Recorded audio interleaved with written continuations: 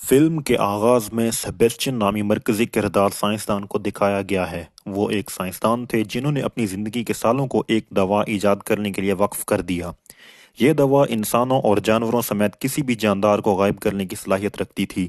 ان کی کوششوں کے باوجود وہ کوئی ایسا علاج تلاش کرنے سے قاصر تھے جو عدم موجودگی کو واپس لا سکے۔ وہ پورے 1 سال سے اس منصوبے پر کام کر رہے تھے۔ وہ پر امید رہے اور حل تلاش کرنے کی امید میں اپنا کام جاری رکھا۔ اپنی استقامت کے ذریعے وہ آخرکار ایک ایسا علاج تلاش کرنے میں کامیاب ہو گیا جو گمشدہ افراد کو نظر آنے کی بحالی کر سکتا ہے۔ سائنسدانوں نے اس سے قبل جانوروں پر سیرم کا تجربہ کیا تھا اور انہیں غیر مرئی بنا دیا تھا، جس سے وہ واپس کرنا چاہتے تھے۔ جب وہ اسے ایجاد کرنے میں کامیاب ہوا تو اس نے اس سے ایک ساتھی سائنسدان کے ساتھ شیئر کیا، اور وہ انہیں لیبارٹری میں مدعو کرتا ہے۔ وہاں ایک گوریلا تھا جسے پوشیدہ بنا دیا گیا تھا۔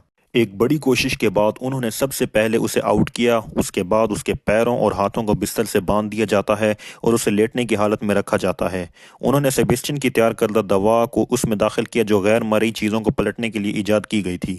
جب ان کے ذریعے اس میں دوا داخل کی جاتی ہے تو اسے بہت پریشانی کا سامنا کرنا پڑتا ہے، کیونکہ اس کے دل کی دھڑکن بڑھ جاتی ہے۔ اس کی حالت دیکھ کر ایسا لگ رہا تھا کہ گوریلا زندہ نہیں رہے گا، لیکن وہ اس کے دل کو جھنجھوڑتے ہوئے اسے بچانے کی کوشش کرتے ہیں۔ نتیجتاً گوریلا کے دل کی دھڑکن معمول پر آنے لگتی ہے۔ آہستہ آہستہ اس کا پورا جسم ٹھیک ہو رہا تھا اور گوریلا مکمل طور پر اپنے جسم پر قبضہ کر لیتا ہے۔ ایسا کرنے میں کامیاب ہونے کی وجہ سے وہ بہت پرجوش ہیں، کیونکہ ان کی ایجادات اور تجربات کامیاب ہوئے ہیں۔ یہاں یہ بات سامنے آئی ہے کہ تمام تجربات فوج کے لیے کیے جا رہے تھے۔ ان کی ملاقات فوج کے ساتھ ہوئی۔ سیبیسٹین ایک جھوٹ بولتا ہے کہ اسے ابھی تک کوئی کامیابی نہیں حاصل ہوئی اور وہ کامیابی حاصل کرنے کے لیے مزید وقت مانگتا ہے۔ فوج نے اعلان کیا ہے کہ آپ پہلے ہی بہت وقت لے چکے ہیں۔ اگر آپ کوئی بہتری نہیں دکھاتے ہیں تو ہم آپ کی جگہ دوسرے کو بھرتی کر لیں گے۔ باہر آ کر سیبیسٹین کے دوست لنڈا اور میتھیو سے پوچھتے ہیں کہ تم نے میٹنگ میں جھوٹ کیوں بولا کہ تم نے کامیابی حاصل نہیں کی، یہاں تک کہ آپ کو بھی کامیابی ملی ہے۔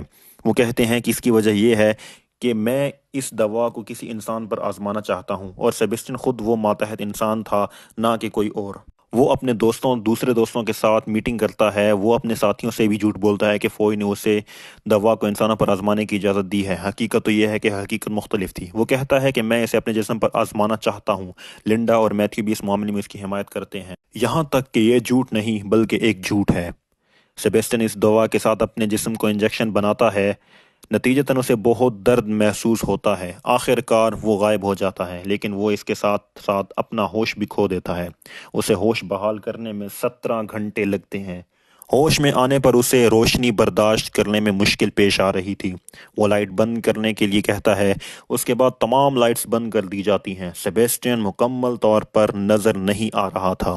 اس کے جسم کی جانچ کی جاتی ہے۔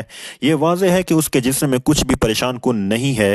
علاقے کی تمام لڑکیاں بے چین تھیں، کیونکہ وہ اپنے ارد گرد سیبیسٹین کی موجودگی کو محسوس کر رہے تھے۔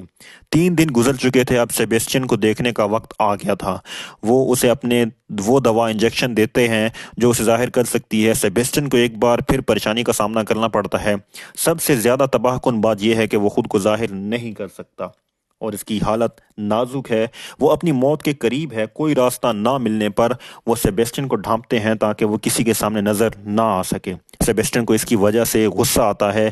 وہ میتھیو پر چیختے ہوئے بحث کرتا ہے۔ وہ کہتا ہے کہ آپ نے مجھے روشنی میں جلانے کے بعد 10 دن کے اندر مجھے کافی تکلیف دی ہے۔ میں صرف اس درد کو برداشت کرنے والا ہوں۔ سیبیسٹین نظر نہیں آ رہا تھا، اس لیے اس کی نفسیاتی حالت بھی خراب ہوتی جا رہی تھی۔ نظر نہ آنے کی وجہ سے وہ بے چین تھا اور یہاں سے جانے کے لیے بے چین تھا۔ ایک دن سیبیسٹین بے چینی سے لیبارٹری سے نکل جاتا ہے۔ وہ براہ راست اپنے گھر آتا ہے۔ گھر آتے ہوئے اپنی پڑوسی لڑکی کو دیکھتا ہے جو کچھ سال پہلے اس کی توجہ کا مرکز تھی۔ سیبیسٹین نے خود کو بے نقاب کیا۔ وہ اس لڑکی کے گھر کے دروازے کی گھنٹی بجاتا ہے۔ جب وہ چیک کرنے کے لیے دروازہ کھولتی ہے تو کوئی نہیں ہوتا۔ نظر نہ آنے کی وجہ سے وہ اس کے گھر میں داخل ہوتا ہے۔ لنڈا سیبیسٹین کے ماسک کو اپنے گھر آتے ہوئے دیکھتی ہے۔ उसे देखकर वो डर जाती है। लिंडा लेबॉर्टरी में वापस आ जाता है और वो अपने दूसरे साथियों के साथ एक मीटिंग करती है ये कि सेबेस्टियन हमारे लिए खतरे से आज़ाद नहीं है, क्योंकि वो नजर ना आने की हालत में बगैर मास्क के घूम रहा था। उसी वक्त सेबेस्टियन वहां पहुंचता है। लिंडा ने धमकी दी कि अगर वो दोबारा ऐसा करता है तो वो फौज में शिकायत दर्ज कराएगी। तब सेबेस्टियन लिंडा से इत्तफाक करता है, लेकिन फिर भी उनके दिलों में एक खौफ था, क्योंकि सेबेस्टियन नफ्सियाती तौर पर अजीब था। वो हर बार सेबेस्टियन पर नजर रखने का फैसला करता है।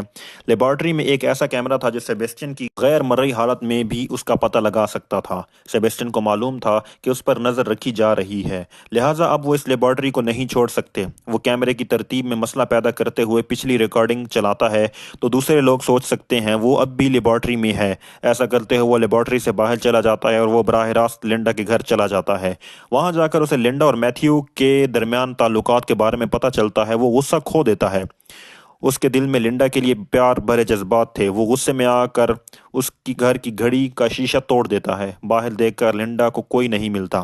उसे शुबा है कि वो सेबेस्टियन हो सकता है। वो उसे यकीनी बनाने के लिए लेबॉर्टरी फ़ोन करती है और लेबॉर्टरी में एक सरगर्म कारकुन लिंडा को मुताला करता है सेबेस्टियन यहाँ है, क्योंकि पसे मंज़र में अभी भी एक पुरानी रिकॉर्डिंग चल रही है जब सेबेस्टियन अपने बिस्तर पर लेटा हुआ था।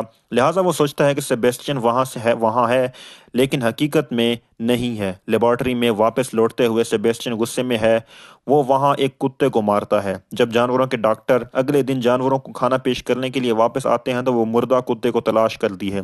वो सेबेस्टियन से उसके बारे में पूछती है, क्या आप इसके जिम्मेदार हैं? सेबेस्टियन ने जवाब दिया, मैं इसके बारे में थोड़ा सा भी नहीं जानता। इस बात को यकीनी बनाते हुए वो तमाम वीडियो रिकॉर्डिंग चेक करती है, लेकिन उसे एक भी पॉइंट नहीं मिलता। सेबेस्टियन रात को दोबारा लिंडा के घर जाता है और लिंडा वहां सेबेस्टियन की मौजूदगी को महसूस करती है। उसे शक है, यकीनन कोई है। उस वक्त वो खुद जांच के लिए लेबॉर्टरी जाती है। फिर वो जानती है कि सेबेस्टियन उनकी मुखालफत करने की कोशिश की है, क्योंकि सेबेस्टियन मौजूद नहीं है। फिर वो अपने सीनियर डॉक्टर को इसके बारे में बताने का फैसला करती है। उस सीनियर डॉक्टर से मिलने लिंडा और मैथ्यू ने इसे अपने सब कुछ बता दिया। गुस्से में आकर वो डॉक्टर लिंडा और मैथ्यू को इस मंसूबे से खारिज करता है। वो डॉक्टर अपने दूसरे साथियों को ये बताने जा रहा है, क्योंकि दोनों चले जाते हैं, लेकिन वो फ़ोन गैर फ़ाल हो गया था। दरअसल सेबेस्टियन वहां पहुंच जाता है। वो सीनियर डॉक्टर को डूबते हुए हलाक कर देता है। अगली सुबह सेबेस्टियन दोबारा लेबॉर्टरी में आता है। लिंडा और मैथ्यू इस सीनियर डॉक्टर की कॉल का इंतजार कर रहे थे, क्योंकि ये मुलाकात का दिन था। सीनियर डॉक्टर की तरफ से कोई फ़ोन नहीं आया, क्योंकि वो अब नहीं थे। फिर लिंडा इस डॉक्टर को जानने के लिए फ़ोन करती है। फिर उसे पता चलता है कि डॉक्टर डूबने की वजह से मर गया है। फिर लिंडा ने इस मंसूबे की हकीकत सबके लिए खोलने का फैसला किया, क्योंकि सेबेस्टियन की अदम मौजूदगी सिर्फ इसके लेबॉर्टरी के साथियों को मालूम थी, बाकी लोग उससे बेखबर थे। फिर वो फ़ोन करती है। अब इसका फ़ोन भी जवाब नहीं। वो बाहर जाने की कोशिश करते हैं, लेकिन कोई दरवाज़ा नहीं खुल रहा था, क्योंकि सेबेस्टियन ने दरवाजे के ताले को कोड गैर फाल कर दिया था। वहां सिर्फ सेबेस्टियन का कोड था जो काम कर रहा था। वो किसी भी कीमत पर सेबेस्टियन को पकड़ने का फैसला करते हैं, क्योंकि वो अभी भी इस लेबॉर्टरी में था। सेबेस्टियन ने इनमें से एक लड़की को कत्ल कर दिया, जो अपनी छोड़ी हुई चीज लेने के लिए लेबॉर्टरी वापस आई थी। उन्हें इल्म था कि सेबेस्टियन उन्हें एक एक करके ख़त्म कर देगा, क्योंकि वो अपनी अदम मौजूदगी की हकीकत को किसी के सामने जाहिर नहीं करना चाहता था। वो लेबॉर्टरी में रखे गए एक आले के जरिए सेबेस्टियन के मकाम का पता लगाते हैं। उसे पकड़ने के लिए दो लोग वहां जाते हैं। उनमें से एक मैथ्यू और दूसरा उसका दोस्त है। सेबेस्टियन ने वहां मैथ्यू के दोस्त को जख्मी कर दिया। मैथ्यू ने सेबेस्टियन पर अपनी बंदूक चलाई, लेकिन उसे कोई नुकसान नहीं होता।